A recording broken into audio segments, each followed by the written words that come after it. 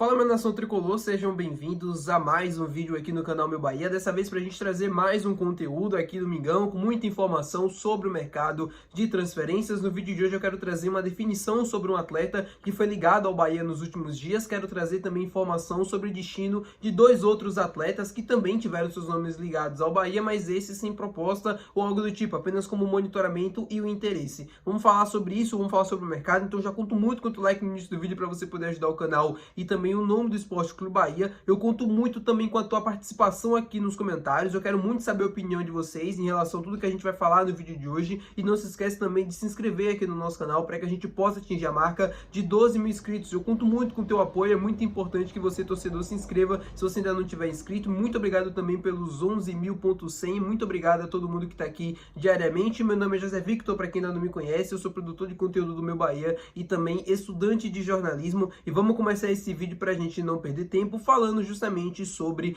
os jogadores, né, que eu mencionei. Vamos falar sobre o mercado da bola. Quero começar o vídeo falando sobre o goleiro Paulo Lopes, jogador que se destacou bastante no Olympique de Marseille, estava no Girona há um certo tempo atrás, quando negociou com o Bahia, né, no início do ano. O Bahia negociou lá quando fez a pré-temporada em Girona, essa possível vinda do goleiro espanhol, negociou tudo, deixou tudo acertado, porém o negócio não deu certo, porque a família do jogador não quis vir para o Brasil. Ele acabou indo para o Toluca do México, por lá não teve uma passagem tão brilhante assim, teve o contrato rescindido. Eu até trouxe aqui no canal, né, como uma possível oportunidade para o Bahia tentar a contratação, depois de um tempo, talvez até pudesse também convencer a família, ou a família também já tivesse mudado o pensamento, mas ele está com malas prontas para voltar para o futebol europeu, vai atuar pelo Real Betis da Espanha, clube muito tradicional inclusive por lá, um time que está sempre disputando a La Liga, sempre está disputando competições europeias. Uma volta por cima interessante na carreira do Paulo Lopes, que não teve uma boa passagem no futebol mexicano. Se esperava-se que ele não voltasse para a primeira prateleira do futebol europeu,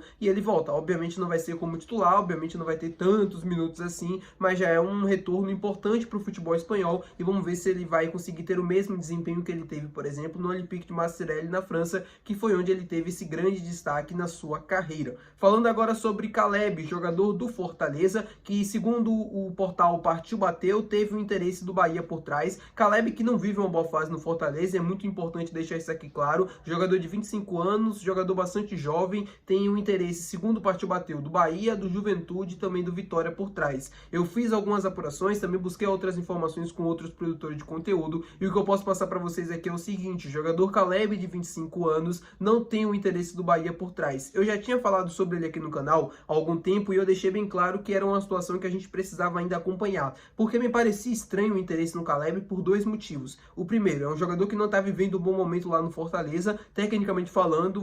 Óbvio que isso também não é um pretexto para você não contratar ninguém, mas era um jogador que não estava vivendo um bom momento e estava vivendo uma fase estranha lá no Fortaleza. O segundo ponto era pela questão dos valores. O Fortaleza iria pedir um valor alto por um jogador que não está tendo retorno técnico há bastante tempo, não é titular, e aqui no Bahia a gente tem alguns jogadores assim que já vêm atuando naquelas posições ali que o cara poderia se encaixar, que é um meia pela esquerda, um meia pela direita, um meia mais centralizado ali, como faz, por exemplo, o Cauli, às vezes como joga também o Everton Ribeiro. O Bahia já tem jogadores para essas posições, tem o Michel Araújo, tem o Rodrigo Nestor, tem o próprio Cauli, que sempre fica ali no banco de reservas, são opções de qualidades, e eu não vi o Bahia investindo, sei lá, 5 milhões de reais contratando mais um meia. Então era uma situação estranha. E aí, segundo o Bara também lá do canal Bara Bahia, o Bahia não tem interesse na contratação desse jogador do Fortaleza de 25 anos, e aí já praticamente elimina as possibilidades dele vir poder para o Bahia. O interesse podia ter acontecido lá no início do ano, e isso aí eu noticiei para vocês que o monitoramento aconteceu. Agora, nesse momento não existe proposta, não existe o interesse do Bahia, não existe nada por trás para a gente poder pensar no Caleb, poder já cogitar essa possível vinda. O interesse existe por parte do rival, pode existir por parte do Juventude, são clubes que têm o interesse mesmo no Caleb, são clubes que já demonstraram isso publicamente nos últimos dias, e aí a gente vai ver qual vai ser o destino dele, se vai ser para o nosso rival, se vai ser para o Juventude, ou se vai ser para outra equipe. Agora, para o Bahia, não vem o Caleb, jogador do Fortaleza de 25 anos. Falando com vocês agora também sobre Thomas Connect, jogador argentino que a gente trouxe aqui nos últimos dias no canal. Primeiro, quando surgiu uma informação de uma proposta oficial pelo jogador, depois, obviamente, logo depois, né, uma recusa dessa proposta por parte do Bahia, o Bahia se retirando da negociação, e agora a gente gente já tem informações sobre o destino final do atleta. Será o Racing da Argentina, jogador de 27 anos, ponta esquerda, que estava atuando no Alavés da Espanha, teve esse interesse do Bahia, teve essa proposta oficial por trás, só que o Bahia decidiu se retirar das negociações, deixando o caminho livre para o Racing da própria Argentina, né? E aí sim ele conseguiu concluir essa negociação e agora será jogador novamente do clube argentino. É o terceiro clube argentino do Thomas Connect na sua carreira. Ele começou pelo São Lourenço, depois ele foi para o Godoy Cruz, né? Ele foi para a MLS, depois para o Godoy Cruz e agora, depois de atuar no futebol europeu, no futebol espanhol, ele volta novamente para sua terra natal. O jogador era interessante, já falei aqui algumas oportunidades no canal, era interessante esse investimento, uma oportunidade de mercado, mas que enfim não deu certo. Muita gente comenta sobre atacante, sobre ponta esquerdo, sobre características, e eu não sei se vocês lembram, mas eu falei na saída do Everaldo que o Bahia iria fazer uma reposição, e a reposição seria provavelmente um ponta que pudesse atuar também centralizado, mas assim, preferencialmente um ponta que tivesse umas características bem parecidas, por exemplo, com o Everaldo, com o Tassiano, jogadores fortes fisicamente para poder atuar ali, voltando atrás da marcação, para poder contribuir, para poder até ajudar mesmo em jogos mais que o time não fique tanto com a bola, um estilo de jogo diferente do que o Bahia costuma jogar, como era, por exemplo, o Rafael Ratão. E aí o Bahia achou uma oportunidade no mercado que era o Thomas Connect. E isso significa que o Rogério, junto com o Cadu Santoro, entende que é uma necessidade do elenco você ter um ponta esquerdo com essas características. O grande problema para contratar um jogador com essas características é encontrar opções interessantes no mercado. O mercado está super faturado, principalmente no setor de ataque. A gente não consegue encontrar jogadores com qualidade e um preço justo. Não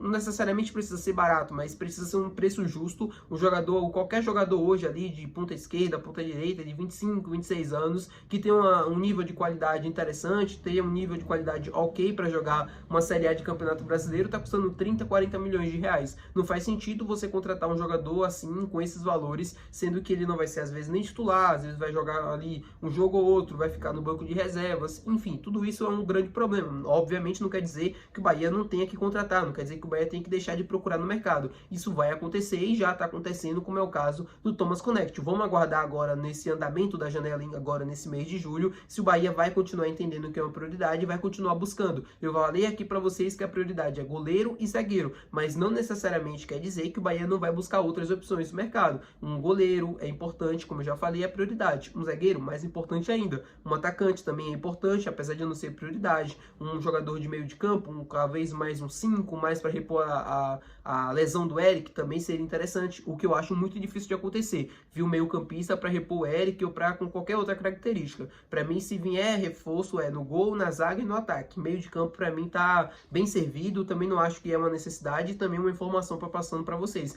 Além de achismo, uma informação. Eu acho que não vem meio campista, justamente porque o Bahia entende que está bem preenchido naquele setor do campo, mesmo com a lesão do Eric. Para primeiro volante, a gente tem o Acevedo, a gente tem o Caio Alexandre, tem o Jota também, que pode atuar naquela função. O Jota pode atuar como 8, pode ganhar mais minutos. É até mais interessante, no meu ponto de vista, você ter um jogador da base jogando, ganhando espaço, tendo minutos, do que você contratar um jogador, às vezes, para ficar no banco de reservas, investir 30 milhões nele, e aí você perde esse dinheiro que poderia ser investido em outro setor, que você tem mais urgência, como é o caso na zaga, como é o caso no gol, e até mesmo no ataque também. Acho que o Bahia precisa aumentar a quantidade de gols agora para esse segundo semestre, então um atacante mais decisivo, com um faro mais de gol, um cara que tivesse um poder de definição melhor, também poderia fazer bastante diferença ao longo da temporada. Tá bom, meu povo? Muito obrigado por você ter assistido esse vídeo. Se você gostou, não esquece de deixar o teu gostei, que é muito importante. Não esquece de se inscrever no nosso canal. Até o próximo vídeo. Valeu, tchau!